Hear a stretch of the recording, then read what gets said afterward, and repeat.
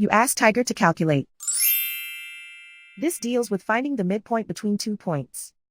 The midpoint between the 2 points is 1.51. Let's solve it step by step.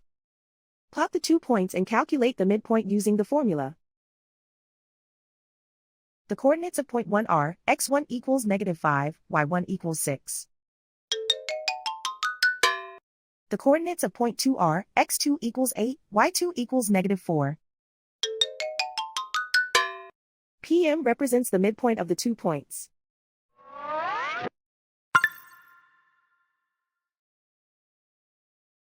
Use the x values in the midpoint formula to find the midpoints x. x1 equals -5. x2 equals 8.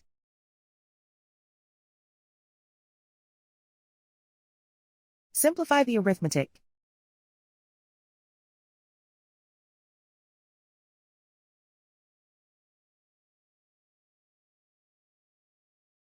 Use the y values in the midpoint formula to find the midpoints y. y1 equals 6.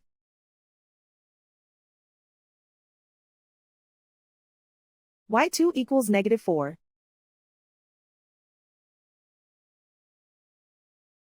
Simplify the arithmetic.